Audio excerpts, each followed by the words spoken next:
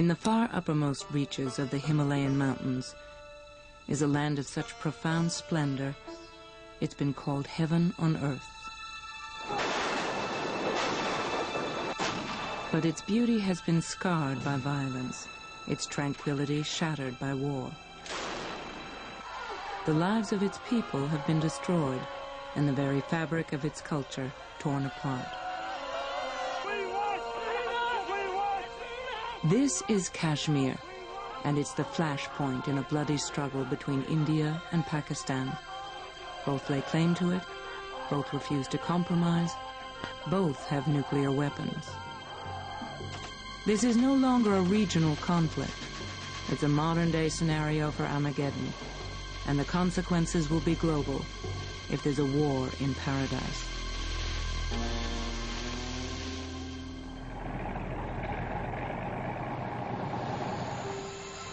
To understand the tragedy of Kashmir, we must go back to 1947, the year India gained its independence from Britain and Pakistan became a nation. The exiting British knew that the seething hatreds between India's Muslims and Hindus would explode into unparalleled violence once they left. In an attempt to lessen tensions, British Raj Lord Louis Mountbatten ordered 2 sections of India to be partitioned, and the Muslim nation of Pakistan was formed. But nothing could prevent the rekindling of political and religious hatreds. During a mass exodus in which Hindus from the north fled south to India and Muslims in India fled to Pakistan, both groups butchered each other. Millions of men, women, and children were slaughtered. Another British decision added fuel to the already raging fire. India's powerful Maharajas, or princes, were ordered to turn over their princely states to either India or Pakistan. One Hindu prince, Maharaja Hari Singh, ruled India's northernmost state of Jammu and Kashmir. Singh did not want to give up his power or his land to anyone, but his predominantly Muslim subjects called for him to give up his lands to Pakistan. When Singh hedged, his subjects moved to overthrow him. Singh hastily aligned himself with India and asked for military protection. British and Pakistani leaders criticized the prince for acting without the consent of his Muslim subjects, but they agreed that Kashmir could remain a part of India until the Kashmiri people held a plebiscite to determine their fate. Before India and Pakistan could sign a formal plebiscite agreement, the fight for Kashmir erupted. Indian troops rushed to Singh's aid and encountered Pakistani soldiers fighting on the side of the Kashmiri Muslims. Less than 6 weeks after gaining independence, both countries were at war. A year later, the United Nations stepped in to stop the fighting and established a ceasefire line that became known as the Line of Control, or LOC. This line still stretches across 800 kilometers of Kashmir and divides the country into 2 distinct areas. 1/3 of Kashmir, called Azad Kashmir, controlled by Pakistan, and the other 2/3 known as Jammu and Kashmir, controlled by India. To date, the LOC has done little to keep both sides from fighting. India and Pakistan have fought 2 more major wars over Kashmir, one in 1965 and another in 1971, plus endless skirmishes. One confrontation that started in 1984 is still going on today. It's the fight for the Siachen Glacier along the LOC in Kashmir's most desolate mountain region. In the 1980s, the Muslims in Indian-controlled Jammu and Kashmir began to push for autonomy. By 1989, a full-fledged separatist movement, supported politically by Pakistan, was in operation. Indian troops were sent to quell the ensuing violence. They never left. Kashmiri Muslims consider these Indian troops an army of occupation. They claim that Indian soldiers routinely torture, rape, and murder Muslims living in Jammu and Kashmir. The minority Hindus of Jammu and Kashmir claim that Muslim separatists have terrorized and killed Kashmiri Hindus and have forced hundreds of thousands of them to flee their homes and businesses. Today, armed confrontations between separatists and Indian troops are part of daily life. Since 1989, over 50,000 people, including Kashmiri civilians and Indian and Pakistani soldiers, have been killed in the violence. In late May 1999, high in the mountainous Kargil region of central Kashmir, the two enemies clashed again. Indian troops positioned along the LOC faced off with Kashmiri separatists backed by Pakistani soldiers. It looked as if another major war was about to erupt. This time, the entire world looked on anxiously. Only a year before, in May 1998, India conducted 5 underground nuclear tests. Considering this a challenge, Pakistan responded with 6 of its own. The threat of the world's first nuclear war seemed very real. Fortunately, the Kargil conflict was diffused, but the international community still has reason for deep concern. Neither India nor Pakistan has been able to maintain any kind of long-term political stability. Both have been plagued by corruption, assassinations, and weak leadership. Yet neither is willing to relinquish its claim on Kashmir. As with any conflict, there are 2 sides to the story. What follows are 2 reports from respected documentary filmmakers in India and Pakistan, showing their countries' views on this long-running conflict. To offer a third-party perspective, experts from the international community will give their views as to what the future holds for the fight over Kashmir. Who's right? Who's wrong? Is there a solution? You decide.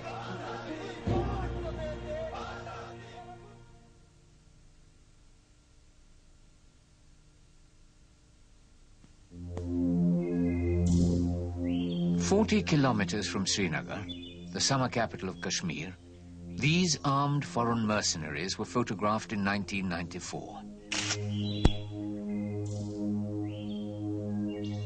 It was during this period that the first Afghan militants entered Jammu and Kashmir to fight what they call a holy war, or jihad, against India. Since 1989, terrorism and militancy have ravaged the state of Kashmir. The Indian contention has been that these armed terrorists have been exported from Pakistan to conduct a proxy war. मैं ये पूरे एतमाद के साथ army दुश्मन के pistol range में ये बात आपको पूरे आज़म, सुकून और एतमाद के साथ कहता हूँ। हम फ्रीडम ऑफ कश्मीर की जंग अब नहीं लड़ रहे हैं, बल्कि डिसइंटीग्रेशन ऑफ इंडिया का जंग लड़ रहे हैं। The ostensible battle of all militant groups has been to liberate Kashmir from what they say is illegal Indian rule. To India, however, they represent Kalashnikov-toting symbols of cross-border terrorism.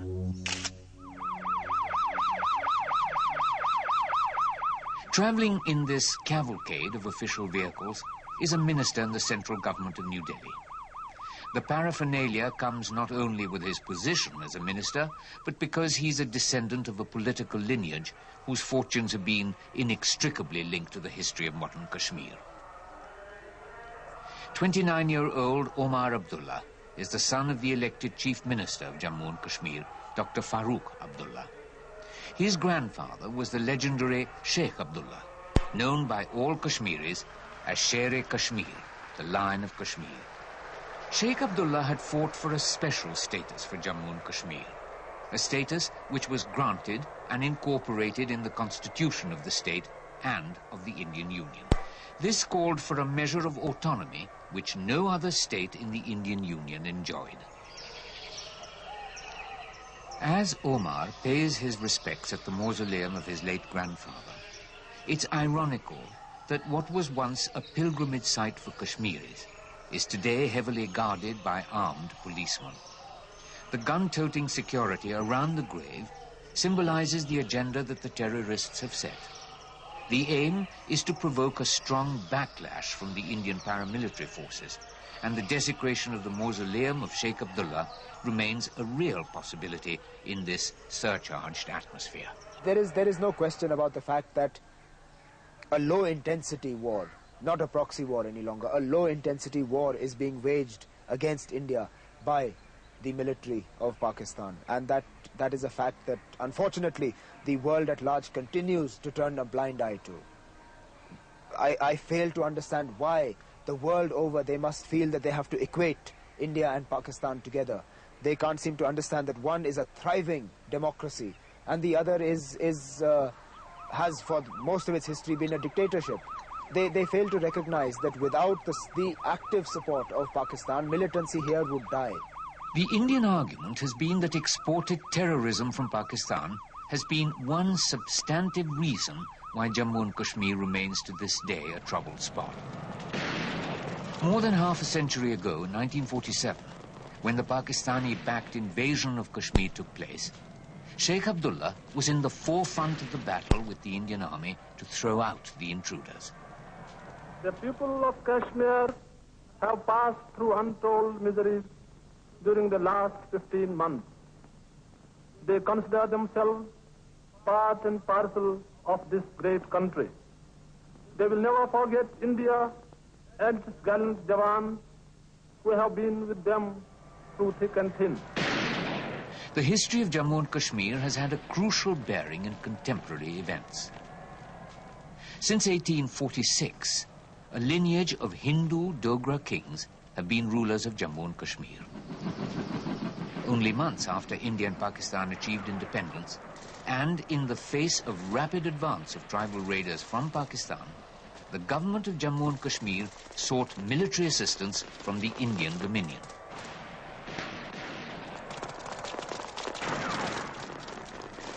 On the 26th of October 1947, Maharaja Hari Singh, then ruler of this state, formally acceded Kashmir to the Indian Union.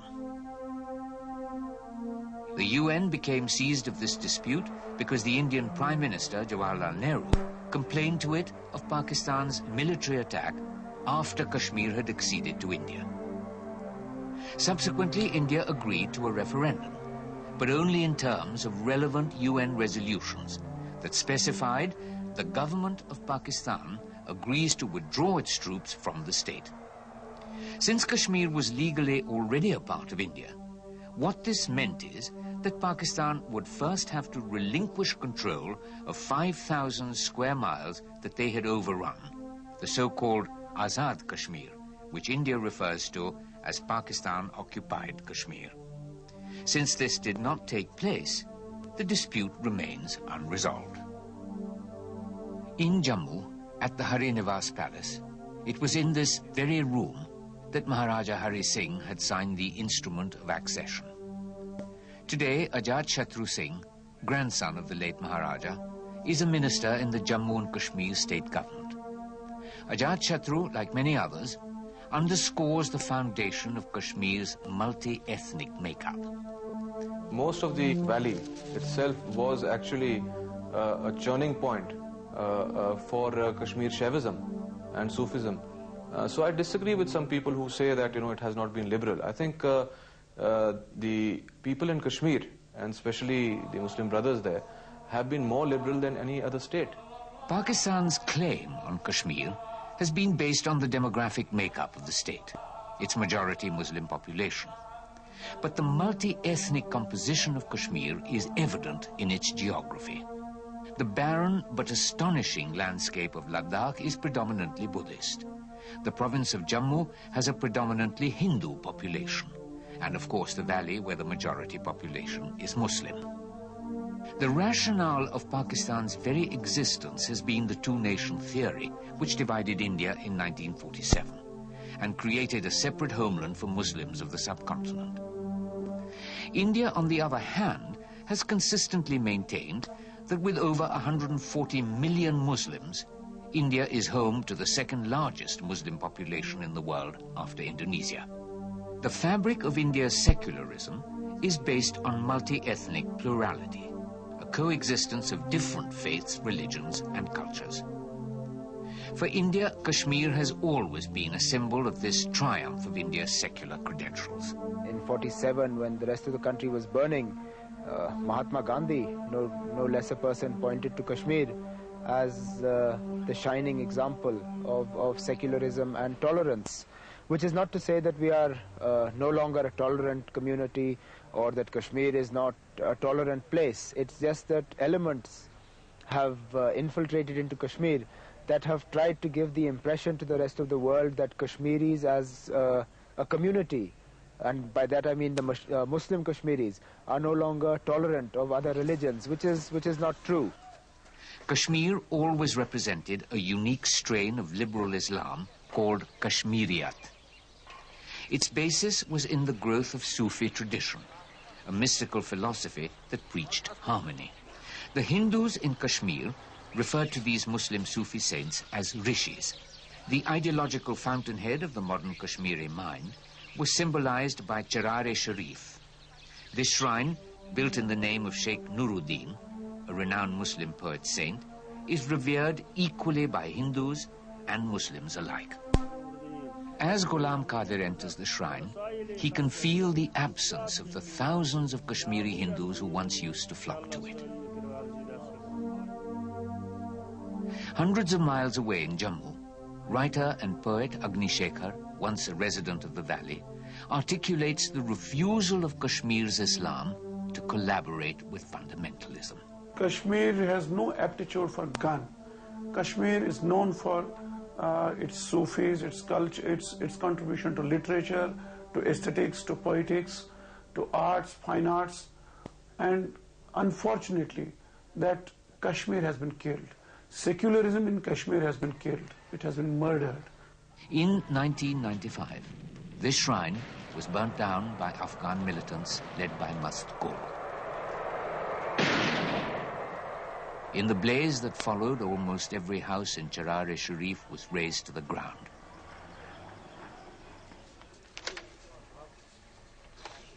Ghulam Qadir's bookshop was one of the first structures to burn down. अगर government कोशिश करेगी और यहाँ के जो लोग हैं, government के लोग जो ऊपर बड़े-बड़े हुकाम है, वो अगर कोशिश करेंगे, वो तब तक बेकार की कोशिश होगी जब तक न यहाँ के लोगों को एतमाद में लिया जाएगा, कश्मीरी कौम को एतमाद में लिया जाएगा और उनके साथ मिल बैठकर बात की जाएगी, फिर इन्हें जो यहाँ से भागे हैं, इनको फिर यहाँ लाकर बसाया जा सकता है. Today, the shrine is being rebuilt. But the people of Kashmir realize that it will need more than a physical rebuilding of the shrine to bring back that unifying bond to this land.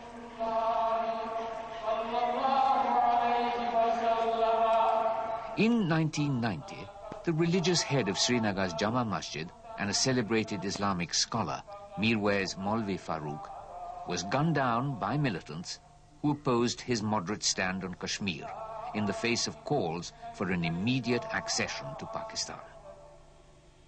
Today, his son, Mirwais Omar Farooq, has taken on his spiritual mantle.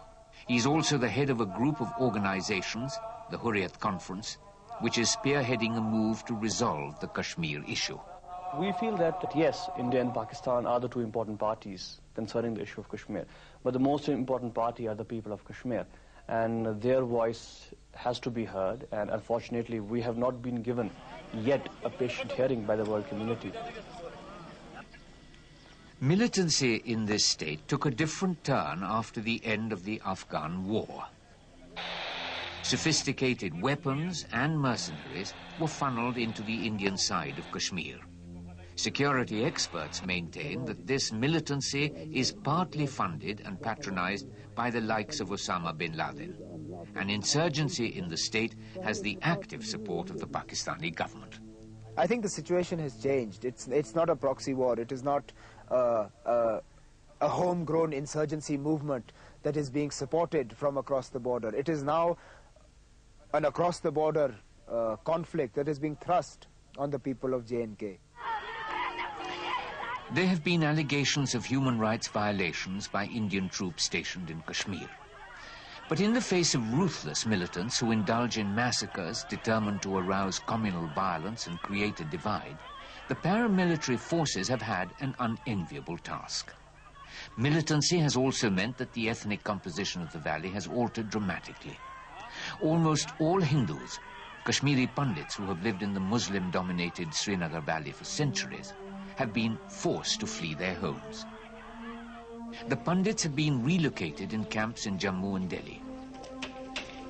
Living in makeshift camps, the Kashmiri Pandits are desperate to retain their links with their culture. They continue to celebrate their rituals on the river banks, almost as if they are clinging to their cultural roots. 31-year-old Rajiv Kaul fled from his village in Anantnag in 1990. But Rajiv and thousands like him realize that the Kashmir problem can only be resolved if the Pandits are allowed to return to their homeland. Kashmir को हमको जाना है 10 साल के बाद 15 साल के बाद 20 अगर 50 साल भी लग जाएंगे ये हम वर्ल्ड को बताते हैं कश्मीरी पंडित को श्रीनगर कश्मीर जाना है कश्मीर ये जाएगा वहां रहेगा अपने गांव में रहेगा अपने शहर में रहेगा अपनी बस्ती में रहेगा अपने तीर्थ स्थान पर हमको जाना है These refugees today are a bitter lot. Cassette मंगवाए गए फिल्में दिखाई गई और नौजवान पौध जो थी नई नस्ल थी जिनके साथ हम पढ़ते थे हम खेलते थे हम फुटबॉल खेलते थे उनका ब्रेन वॉश किया गया उसने वो भाईचारा छोड़ दिया उसने भी दाढ़ी बनाई उसने भी कुरान शरीफ लगाया लेकिन जहां तक कुरान शरीफ कुरान करीम का ताल्लुक है अगर गौर से देखा जाएगा तो इसकी तालीम जो है वो किसी दूसरे मजहब पर हमला नहीं कर सकते हैं किसी का हक नहीं छीनते हैं लेकिन हुआ इसके बरक्स क्योंकि उसको तालीम से कोई मतलब नहीं था उनको उग्रवाद से था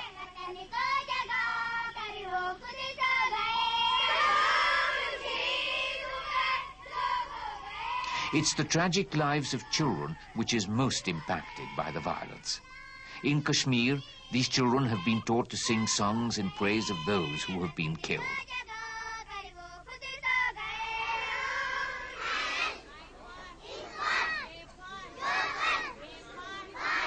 In the camps of Jammu, a whole new generation of Hindu Kashmiris is growing up, a generation which has never seen their homeland, the Valley of Kashmir.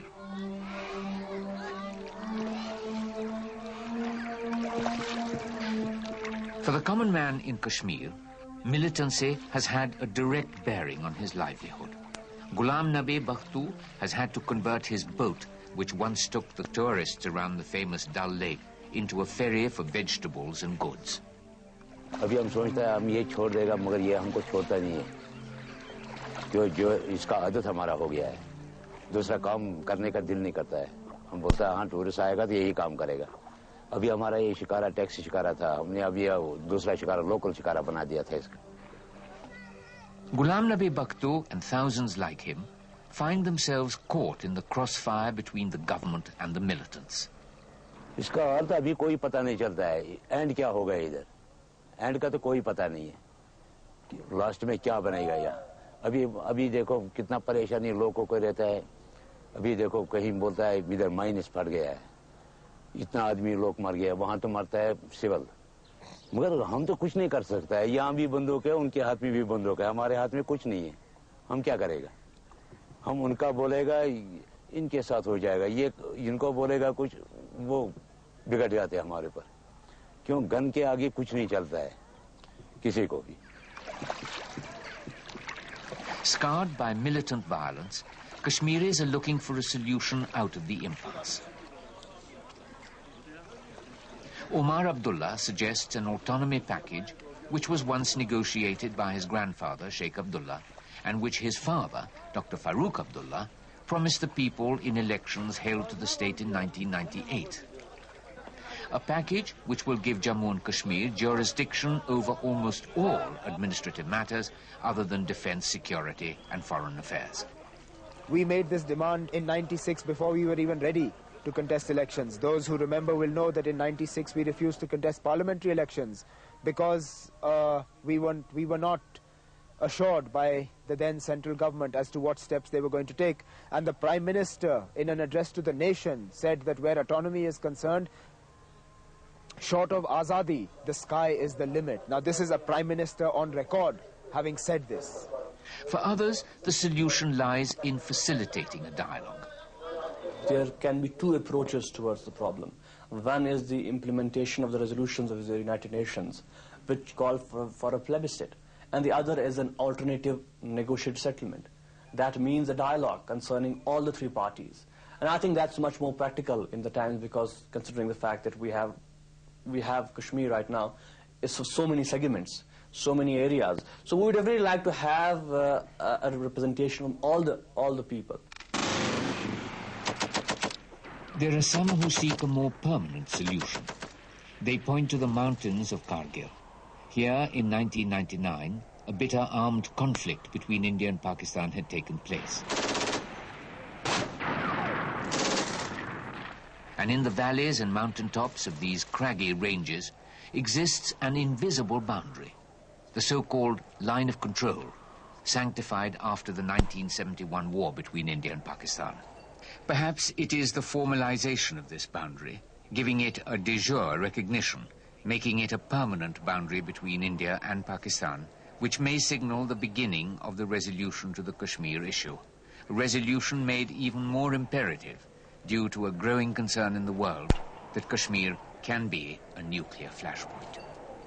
As far as India is concerned, we have maintained from May 11, 1998, when India carried out its nuclear tests, that India's nuclear weapons have only one function, a principal primary function, which is to deter the use of a similar capability by an adversary.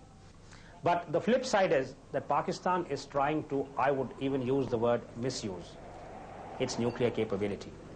And we saw evidence of this in Kargil in 1999, when Pakistan tried to use its nascent nuclear weapon capability, and it tried to blackmail both India and the global community.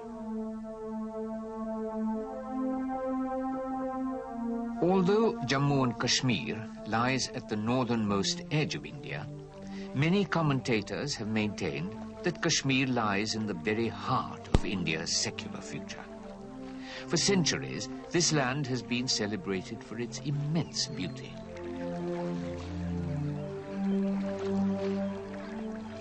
One Mughal emperor was moved to exclaim, "Ghar firdaus bar ruye zami ast, hami asto, hami asto, hami ast." If there is paradise on earth, it is this, it is this, it is this. Today, if this paradise has to be regained in more than mere geographical terms, one thing's certain. Militancy and sponsored terrorism must be brought to a halt. This will require a vision where political leaders in both countries learn to transcend man-made barriers of bigotry, religion, and politics.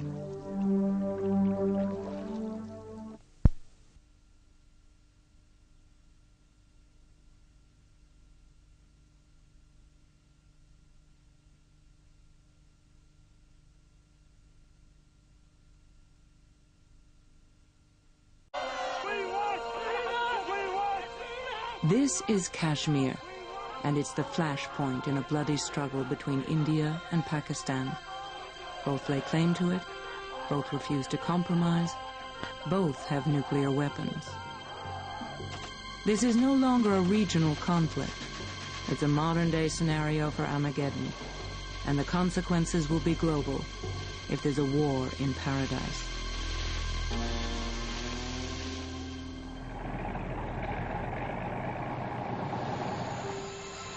To understand the tragedy of Kashmir,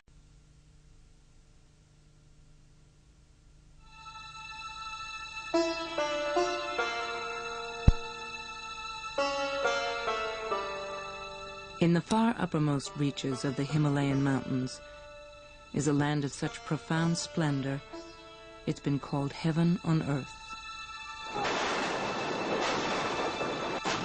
But its beauty has been scarred by violence, its tranquility shattered by war. The lives of its people have been destroyed, and the very fabric of its culture torn apart.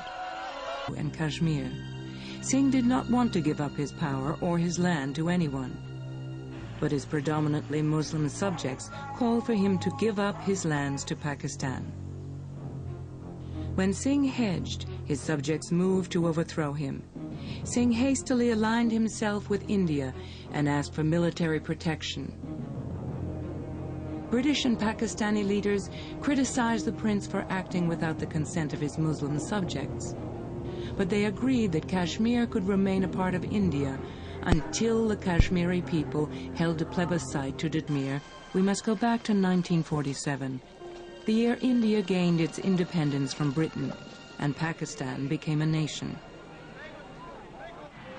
The exiting British knew that the seething hatreds between India's Muslims and Hindus would explode into unparalleled violence once they left. In an attempt to lessen tensions, British Raj Lord Louis Mountbatten ordered 2 sections of India to be partitioned, and the Muslim nation of Pakistan was formed. But nothing could prevent the rekindling of political and religious hatreds. During a mass exodus in which Hindus from the north fled south to India and Muslims in India fled to Pakistan, both groups butchered each other. Millions of men, women, and children were slaughtered.